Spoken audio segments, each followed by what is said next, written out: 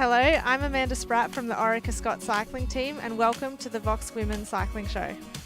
Coming up in this month's show, we review the 10-day Giro Rosa as the Women's World Tour reaches Italy.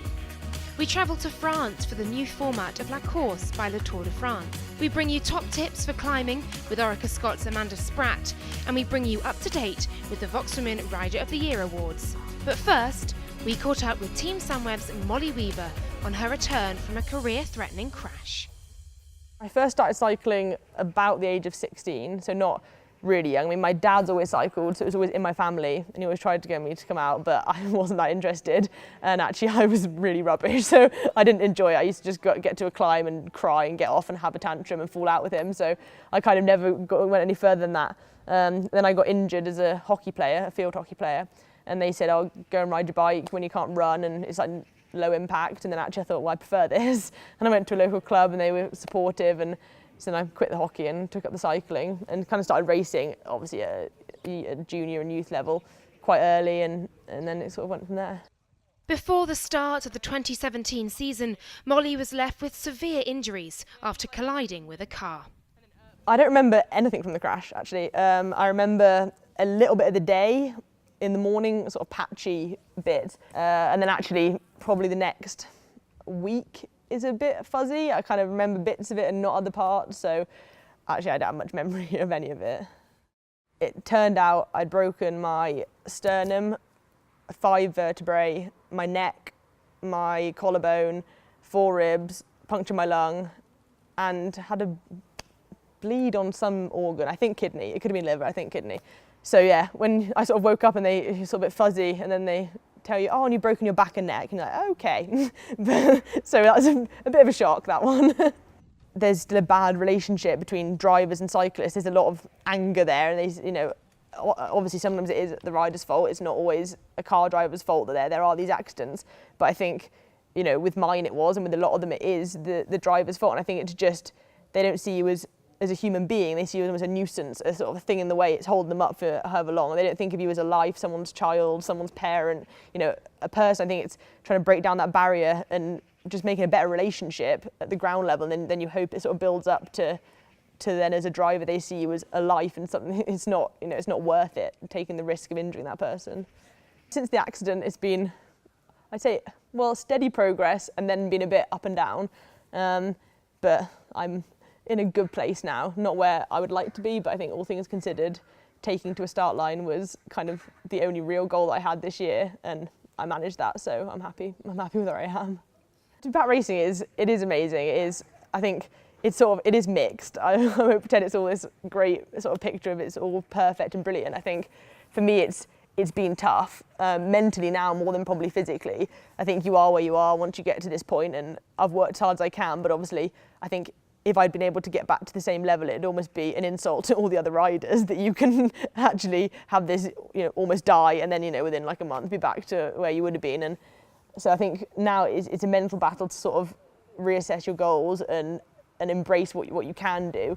My goals now are just to be able to do my job. I think I was always in this team, especially this year with the calibre of riders, I was always a domestique. That was always my role, and we obviously had different aspirations at the very start when we sort of planned out the season, and especially pre-season when you kind of know where you are. But now it's just to do the best I can.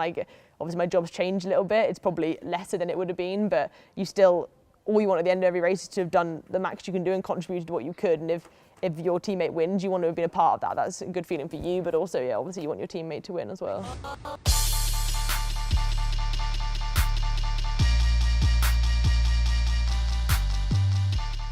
In 2016, Megan Garnier of the USA and Bowles Dolmans had a brilliant season.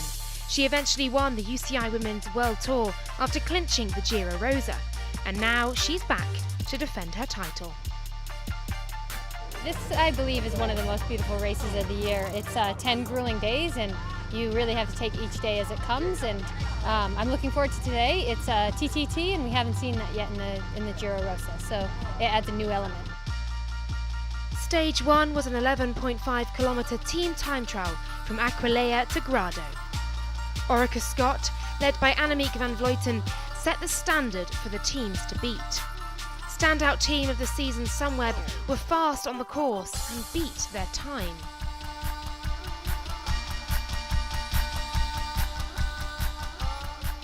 But it was world time trial champions Boels Dolmans with Garnier in the squad who looked super fast. They won the TTT, putting Super Domestique Caroline Canuel into pink.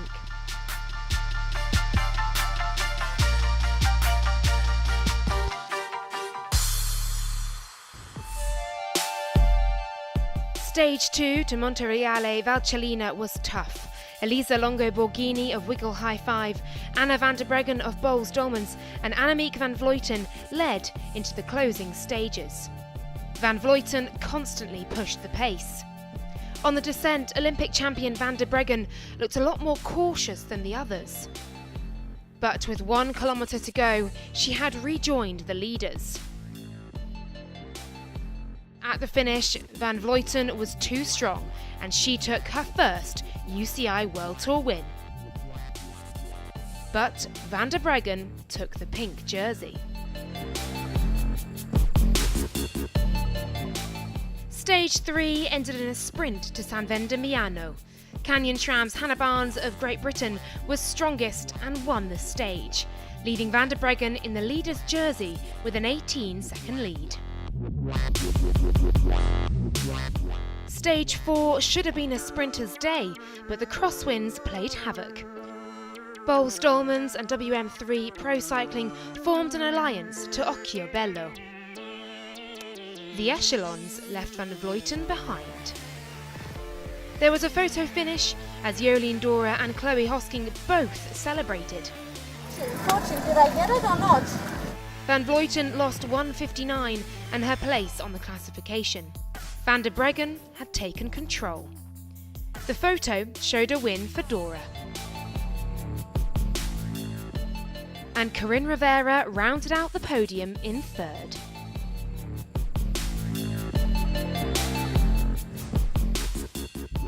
Stage 5 saw the riders race an individual time trial in San Elpidio Amare.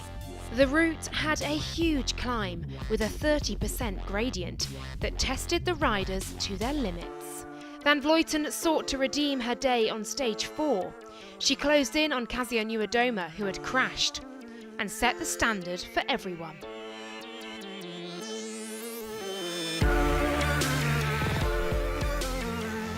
Elisa Longo Borghini was motivated by the Italian fans. She crossed the line 1:15 down on Van Vleuten to take second place.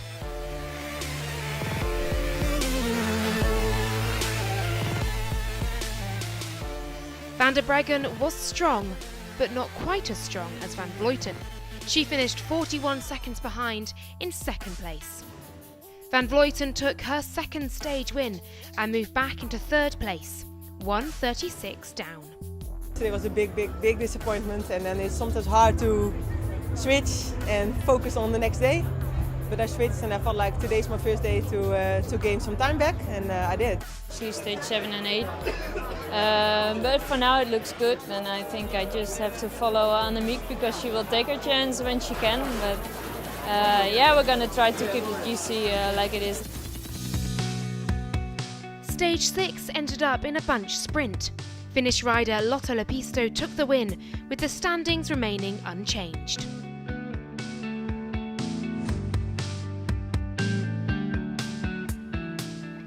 On what was supposed to be a day for the overall, a group of riders outwitted the peloton on stage 7 and raced away on the 142-kilometre stage to Berenice.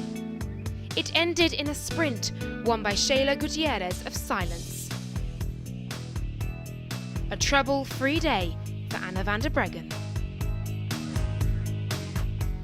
On stage 8, Tetiana Rybchenko of Lensworld had been on the attack, but she was caught by Lucinda Brand of Sunweb, who had crashed earlier. Brand raced ahead solo to cross the line in Palinuro with a lead of 12 seconds on Rybchenko and 1:33 on the front of the peloton. This was Brand's third Giro Rosa stage win. Anna van der Breggen had controlled the race from stage 2, and with 2 stages left, a group of 3 riders dominated the race on stage 9. They were caught in sight of the finish, setting up a bunch sprint. Marta Bastianelli of LA Cipollini finally gave them a stage win. Van der Breggen had a 1-minute 3-second lead going into a hard final day. Yeah, it's going to be hard. Also, the final's hard with the climb. So, no, I mean, I have a good team around me, and I hope to have good legs on the climb. So. Yeah, last stage, last hard day, so we go for it. Stage 10 in Torre del Greco, and Van der Breggen needed to be strong. Mount Vesuvio set the scene for the decision. 4 riders appeared at the front. Race leader Van der Breggen was safely there, and the Dutchwoman controlled the tempo. On the climb, Van Vleuten tried everything she could to rid herself of the Olympic champion. Her attacks were stinging, but Van der Breggen answered everything. And Megan Garnier was the rider who kept dropping back.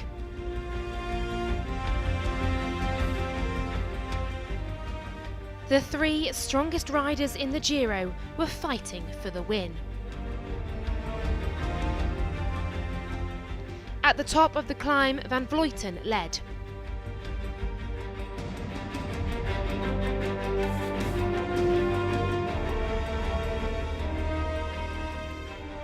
As they reached the coast road, Megan Garnier rejoined the leaders, with 2 others, making it a group of 6.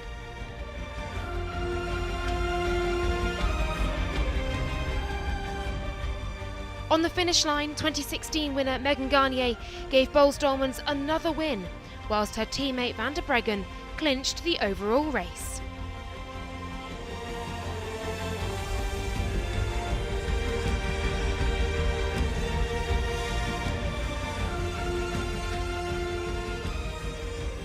Anna Van der Breggen pulled on the UCI Women's World Tour Leaders jersey. I'm happy we won. We won the stage also today, so for me it was a big relief to cross this finish line. I had a great team around me, and that gives me really confidence the whole race. If I was in the back, I heard I had to go to the front, and then the girls were there always, so that keeps me quite safe. Annemiek tried something at the steep part of the climb, but we were able to follow Elisa and me, and for me I had a good lead, so I had to follow, and yeah, it's great that in the end we win the stage also here with Megan, and it was a great day for us. That's enough of that. Don't go anywhere. We'll see you after the break.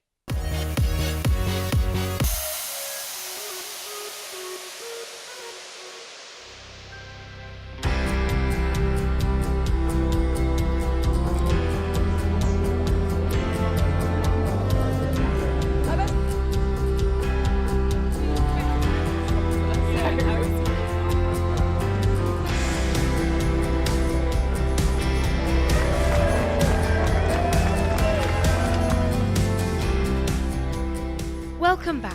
We're going to head to France for La Course by the Tour de France soon, but first let's give you some top tips on climbing.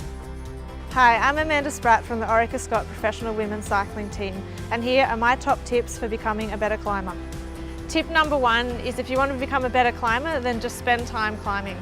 Tip number 2 is to make good choices with your gears. A lot of the time you see people slugging away in a gear that's a bit too big. A lot of the time you're better off to be in a slightly easier gear, and you'll be thankful for it later in the climb. Tip number 3 is to practice climbing both in and out of the seat. It's always important to be able to mix up the rhythm a little bit, and if you practice this in training, it'll be so much easier once you get to a race. Tip number 4 is just never give up. Know that when you're suffering out there, then everyone else is going to be suffering too, so never give up until you get to the summit. Tip number 5, especially when you're on these really long climbs, is to remember to keep eating and drinking, because you'll definitely be able to use that fuel later in the climb. La Course, usually a day for the sprinters on the Champs-Élysées in Paris. Today we're in the mountains, and the climbers will fight it out on the slopes of the Col d'Izoire. Mariana, La Course today very different from previous years. Of course, you won in 2014. Today it's the turn of the climbers. What's the team game today? Well, of course, get as fast as possible up the hill, but yeah, of course, everybody wants that. It's going to be hard, obviously. Yeah, after the Giro, you've seen who are the best climbers, and of course we hope to bring Kasia as far as we can. I think I have to be confident that in Giro they were really good and had a really good great week at home from recovery, so I think we'll be good again. No, I think I have to just be confident on the climb, and we have also with Men of Spratt really strong climbers, so we have 2 cards to play. Today is a really new challenge. We don't often see these. I think the closest we've seen something like this is Motorola last year in the Giro, but that didn't finish on the top. It finished 20, 30K after the top. So it's definitely a mountaintop finish, and we'll have to think on our toes as well today. So I think, we're going to treat this as a one-day race. I think that's the best way to approach it, rather than saving anybody and trying to hang on to the top 20. It's not something that I'm really interested in. I want to win the race, so I will set a tough pace on the climb and hopefully prevent attacks happening for as long as possible. It's going to be interesting. I mean, usually women's cycling, we're quite aggressive, so now we have a 15-kilometer climb, and it actually starts going a little bit uphill even before that.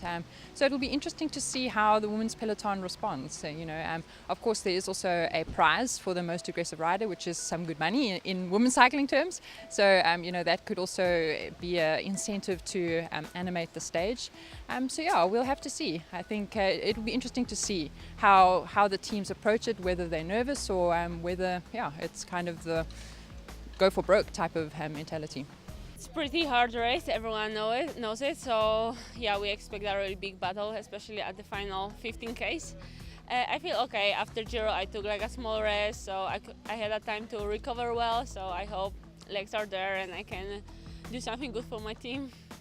How do you think that climb is going to play out? We don't often see big mountain passes like this in women's cycling. Yeah, it's really interesting, and I'm not going to hide that I'm super curious about the plans of other teams. I think, for sure everyone will try to be in the breakaway in the first part, but it's not really possible to get away, especially that it goes mostly down.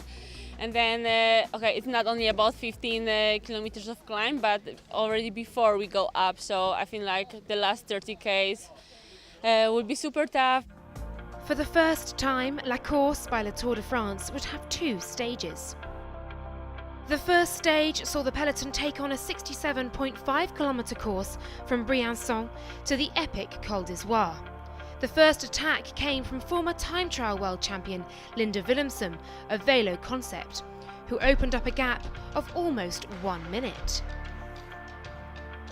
With 10k to go, Willumsen's brave solo effort came to an end as Colombian rider Sanchez bridged the gap. But it was the blistering pace set by British national champion Lizzie Deignan that blew the race apart. The former world champion from Bowles-Dolmans dropped many of the pre-race favourites. An elite selection was made and a small group formed at the front.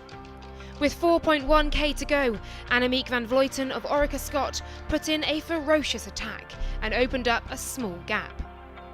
Her lead began to grow quickly, and Shara Gillow of FDJ went into the red to close the gap, alongside Deignan.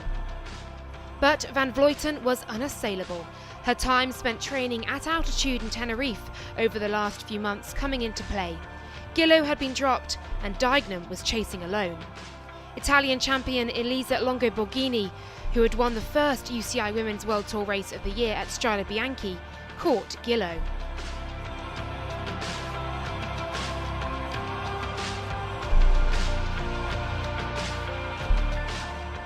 But it was all about van Vleuten.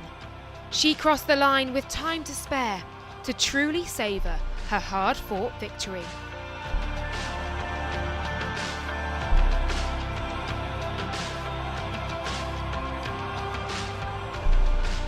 It hurted so much, and I really wanted to go so hard to the finish because I want to go so early. Then you know that's going to hurt for a really long time. So for 5k, but in the end also felt like amazing. I was thinking back about the Tour Féminin, and they were always talking about Leontine van Moorsel finishing up on the Alpe d'Huez, and felt like, hey, now I'm doing it, and I turned myself into a climber last year since Rio, and it's amazing to be here. We showed a good race today, and I hope something will follow more. But this was really special for me to win. Yeah. We head to Marseille for stage 2 of La Course, and this time the women would take on an innovative new format. A 22.5 kilometre pursuit race that started and finished at the Orange Velodrome. 19 riders would start in the order they finished on the Col d'Izoire with the same time gaps. The rider who crossed the line first would take the title. Van Vleuten, triumphant on the Col d'Izoire, started first, 43 seconds ahead of Dijkman. But with Elisa Longo-Borghini and Boels-Dolman's teammate Megan Garnier starting a little later, she chose to wait to form a strong group. As they came together, the chase was on. But by this point, Van Vleuten's lead had grown to 1 minute 40, and she was determined to reach the line first in the Orange Velodrome. There was one steep climb on the route where the crowds had gathered to watch the world's best women race, and Van Vleuten didn't lose any time on the steep 16% gradient.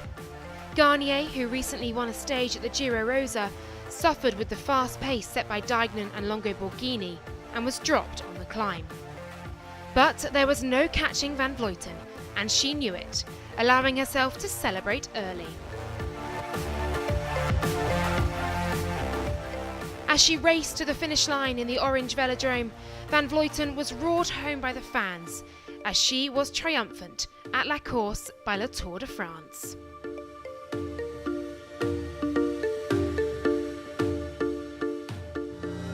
So that made me a bit nervous, and I saw that because they came on the same way. So, but I felt like just stick to my plan, go as hard as possible and smash the climb. And I didn't know that my time trial was finished on the top of the climb. So, and then I finally got information that I had 1 minute 40, so that made me really happy.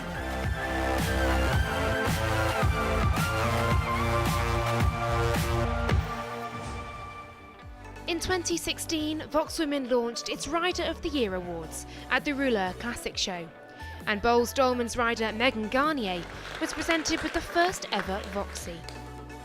In 2017, the Rider of the Year is decided in 2 phases. Firstly, women cycling fans select a standout rider in each phase of the season: the Classics, the Tours, and the Worlds. Then, an expert panel decide the Rider of the Year from the 3 riders selected. Voxwomen fans voted for their Spring Rider of the Year and selected Corinne Rivera of Sunweb as the winner. Her wins at Trofeo Binder and Flanders were stunning. We will bring you more news on the Voxwomen Rider of the Year awards in future shows.